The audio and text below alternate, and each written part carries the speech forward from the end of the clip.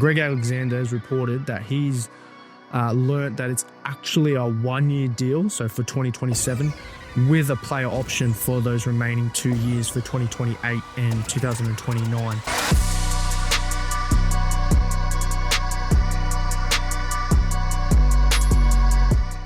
G'day folks, welcome back to the house. Appreciate you tuning in. As always, we've got a big show for you today.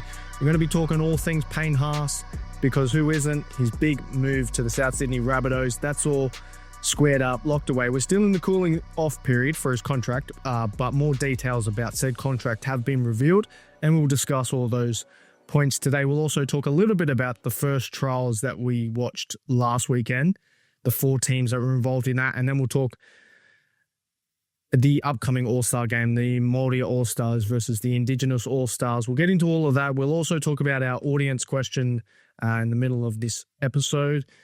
Let's start it off with Payne Haas to the South Sydney Rabbitohs starting in 2027. Now, obviously, when this happened, it was bombshells for everyone. Everyone was taking to social media, emergency podcasts popping up everywhere you looked.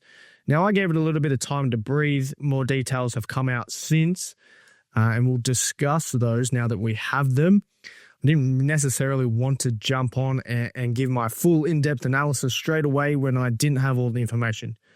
New information, new opinion. This is where we're at now, a few days later. All right, so we'll just rattle off the few points. It's a 3-year deal, reportedly 2027 to 2029, with a caveat though. So now that Greg Alexander has reported that he's learnt that it's actually a 1-year deal, so for 2027, with a player option for those remaining 2 years for 2028 and 2029.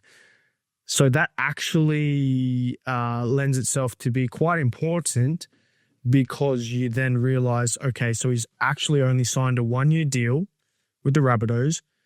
What does that entail then for the remaining of those 2 years? It actually leaves his door open for R360. Most likely that's what that is there for. That actually then gives us a little bit more confusion to why he didn't sign a 1-year contract with the Broncos.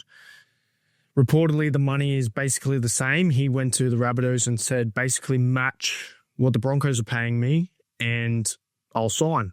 There was also reports that the Broncos lowballed him with their extension offer. Whether that's true or not, we don't know. There was so much flown out the window.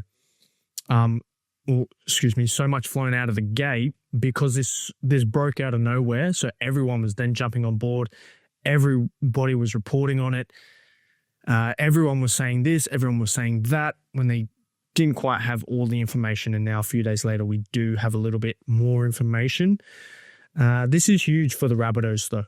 What a signing this is. Up there with one of the best signings of all time. You know, the likes of Greg Inglis going over from Storm to the Rabbitohs. Roy Asiata going over there from the Bulldogs.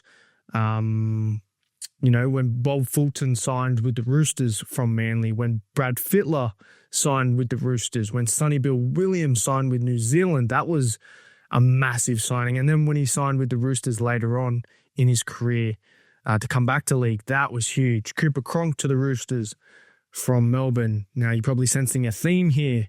Both Sydney clubs getting these big signings. Well, Sydney's a big city. They're 2 of the biggest clubs in the world of rugby league, basically, up there with Penrith and Brisbane. So it's no wonder why they get these big signings, because they have the influence, they have the money, they have the swing that other clubs don't have. With Keon Koloamatangi leaving, it's not even a like for like, because Payne Haas is the best prop in the game. So to replace Keon with Payne Haas is absolutely huge, because there was a big hole left in that middle forward pack left by Keon next year. He's turned himself in one of the best props of the game. To replace him with Payne Haas, it doesn't get any better. It does not get any better. It shows the pull that Wayne Bennett has on certain players. Now, obviously, there's the ties back to the Broncos when Wayne Bennett was coaching there, gave Payne Haas his debut, developed him into the player that is ready for first grade. So when he's coming to Rabbitohs to reunite with Wayne Bennett, we've seen over the years how many players follow Wayne Bennett, reunite with Wayne Bennett. He is the best example of a coach we've ever seen in the history of rugby league, the best example of a man manager when it comes to the coaching. He looks after his players. He develops the player internally as well as what we see on the field. So no wonder Wayne Bennett gets the player he wants. It's very interesting now because you think, why did he leave Brisbane? They just won a premiership.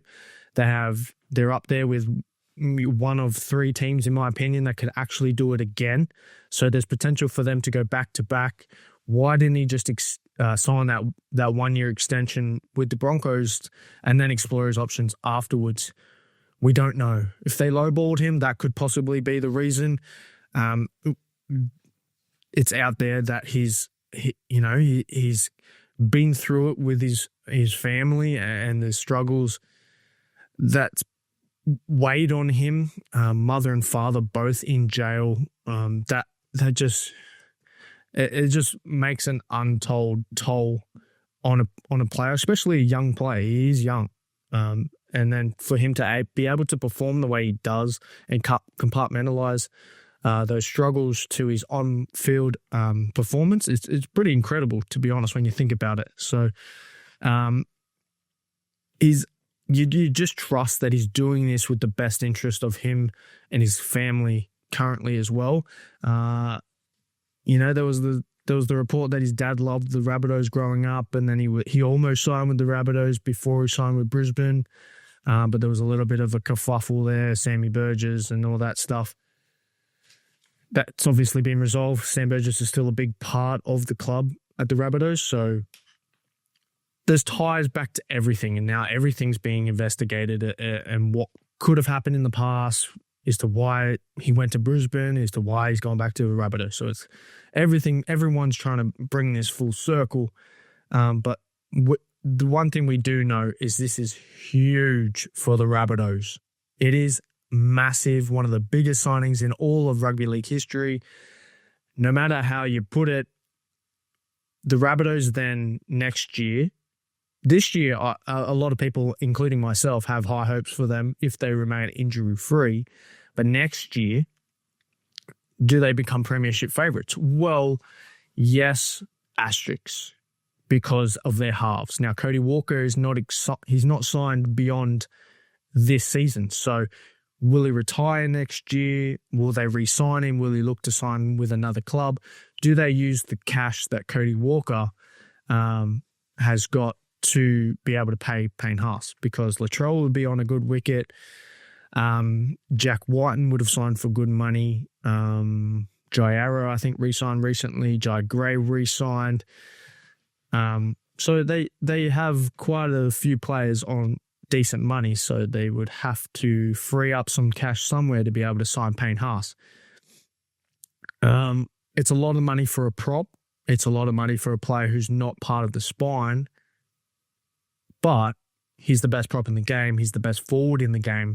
You pay him what he wants to get him to your club. He's going to have a massive influence on the forward group, but now that he's won a premiership, he knows what it takes to get there, to perform at that level. He's an origin player, he's a international player.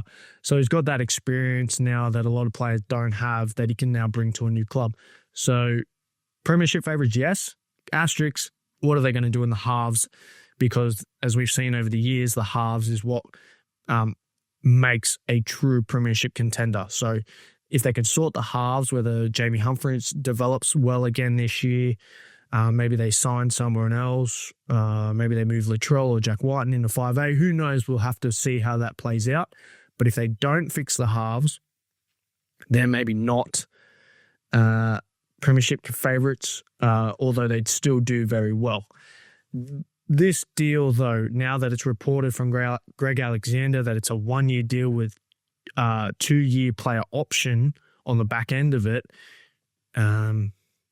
Rabbitohs fans, as overwhelmed, as overjoyed as you are, beyond 2027, you just have to cool your jets and see what happens. If R360 picks back up, it's more than likely they would entice him with a huge contract to then go over there. So you pretty much put all your eggs in the 2027 basket if I was the Rabbitohs, if I was a Rabbitohs supporter. Beyond that, you just have to wait and see. It's also beyond that for Wayne Bennett's contract too. So you never know what Wayne's going to do after 2027 too. So we'll see how it plays out. More turmoil for the Broncos in 2027 with Adam Reynolds confirming that he will retire after this season. We'll have to see what Ben Hunt does after this season as well. He's up there in age as well as Adam Reynolds. So that then leaves the door open for a Ezra Mam 6, Jonah Pezzett 7. That could work. That's a nice young halves combination that could develop into a premiership winning combination again. We know the talent of both of those players. Ezra Mam's played in 2 grand finals now. He's won one of them. Jonah Pezzett's developed beautifully through the Melbourne Storm system, and then we'll see how he goes this year at Parramatta. You'd think then, okay, well then Payne Haas leaves, Adam Reynolds retires, that frees up, almost $2 million in cap space. Yes, asterisks.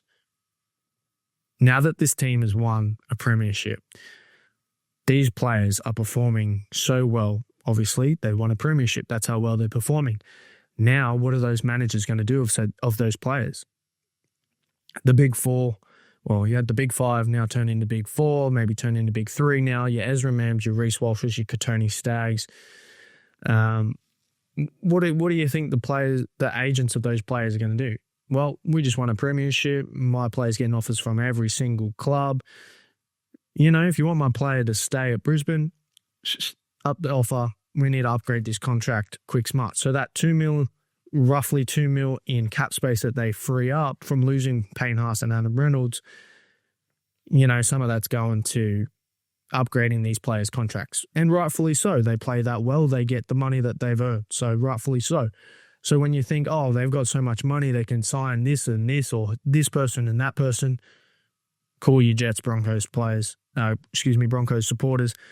They got to upgrade these players before they look elsewhere also. So not necessarily they're going to be able to sign someone to be able to replace the caliber of player that they're losing. So we'll see how it plays out in 2027 for the Broncos. But if, like we mentioned, if I was a Rabbitohs supporter, putting all my eggs in the 2027 basket. If I was a Broncos supporter, I'd be putting all my eggs in the 2026 basket. And similar to the Roosters, where they're losing a few of their players after this year, we don't know what happens with DCE. Marky Mark's out the door. Angus Crichton's out the door. Who knows what happens with Teddy and Tupou. This is their year as well, the Roosters, to win with this playing group. The Broncos are now in that same category where this is the year to do it. They're losing Payne Haas. They're losing Adam Reynolds. They're not sure what's going to happen with Ben Hunt. So this is the year for the Broncos to go back-to-back like they did in the 80s or 90s. I can't remember what decade it was in. So very interesting to get all of this massive news before the season's even started. It's great for us podcasters and those that talk about rugby league. It's awesome for us. It's extra content that we didn't necessarily expect to have. So it just adds to the intrigue and the experience that the NRL season already is. So I can't wait for that. The audience question, and this ties in nicely because we're going to continue to talk about the Broncos. Now, the audience question, every episode, I look at the comments of the episodes on YouTube and I'll pick a question left by the listener or viewer, quote unquote, the audience, and then I'll bring it on the podcast and we'll discuss it. I'll answer it to my best ability. It can be about the NRL, rugby league, sports, the podcast itself, whatever you want. Now, similar to last week where we only had one comment, again, we've only got one comment. Now, makes my job easier. I don't need to pick one because there's only one. Similar to last week. Also, this is more of a statement than a question, but it's the only comment, so we're going with it and we take what we get. Quote, I don't think Broncos will go back to back. Quote. Now, again, like we said, this ties in nicely because now we know the Broncos are even more desperate to do the back-to-back. We haven't seen it since Penrith. Not that that was that long ago. But now that we've got a new reigning premier, there is a new club with the chance to go back-to-back and win 2 titles in a row. They definitely have the squad to do it this year. Now, to go back-to-back like Penrith did it, very, very, very unlikely for Brisbane. Although they'll still be good without Haas and Reynolds. But premiership contenders, maybe not. So purely talking 2026, they are definitely good enough to go back-to-back. They have the elite squad. They have the elite coaching. Michael Maguire's now won 2 premierships. We've seen what he did with New Zealand. He can definitely do it again. They have the confidence. Also now, they know they can do it. They got there and won. So this team is a young team in certain aspects of their spine and key playing group. It's young. They have confidence. They're flying high. They've gotten all the ads. They've gotten all the money. They're getting all the rep jerseys. They're getting all the girls. They fucking love it. They're riding high in confidence. So they definitely have what it takes to win a consecutive premiership. Caveat that into my slight concerns that I've already talked about in previous episodes. That confidence can be a burden at the same time as it can be beneficial. That could also lead them into a very hard-hitting grand final hangover and starting extremely slow in this season. I'm not saying that will happen. I'm saying I have concerns that could happen to this playing group. As young as they are in certain aspects, that can lead them into the confidence to play extremely well and perform at a high level, can also, turn their season up on its head and have them, starting the start of the season pretty dreadful and then having to absolutely turn it around, which I do have faith in them if they were to start slow and have a grand final hangover. I do have the confidence in them that they could turn it around by finals time and flip that switch again like they did last year. So they're one of 3 teams that I think could win a premiership this year. Brisbane, Penrith, Roosters. Those are my 3 teams that I could see hoisting that trophy at the end of the year. So to go with this audience question / statement, I think the Broncos could go back-to-back, but it's definitely going to be very tough because there's going to be a lot of good teams this year, Penrith and Roosters being 2 of those. So to this commenter, thank you for your comment. You don't have to think that they could go back-to-back, but I also think that they could, but it would be very difficult this year. So if you want to have your question featured in the podcast, just leave it underneath this episode or the previous episode on YouTube. I'll check it out. I'll pick one and we'll talk about it. All right, we had the trials on last weekend, just the 4 teams, those teams that will be in Vegas in a few weeks' time. Holy New South Wales Cup for Bulldogs. I know it's a trial. I know certain players are getting a run. The club's just seeing what they have in terms of reserve grade talent. But still, they made it close at the end, but still it was there for the Cowboys to carve up, and Jake Clifford carved up. He looked like a man amongst boys.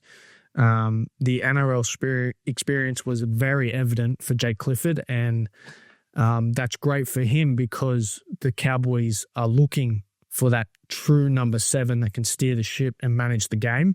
And I believe just with that one trial, he's got that 7 jersey locked up, and you could start Tommy Dearden at 6 and put Purgey back in the center wing somewhere else in that back line. Cade Reed for the Dragons showed out. clear signs of footy instincts in that bloke. Another year of development in New South Wales Cup, and then under the right circumstances, I would love to see him play NRL. He's definitely going to make his debut some point in the next season or two.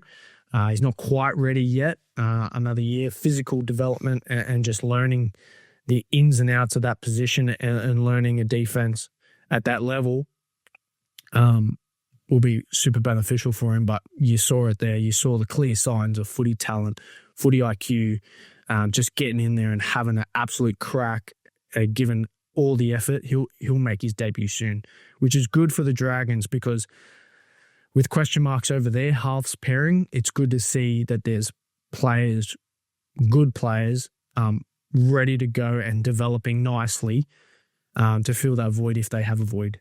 The trials this weekend, you'll see some more familiar faces with all 16 teams having a crack.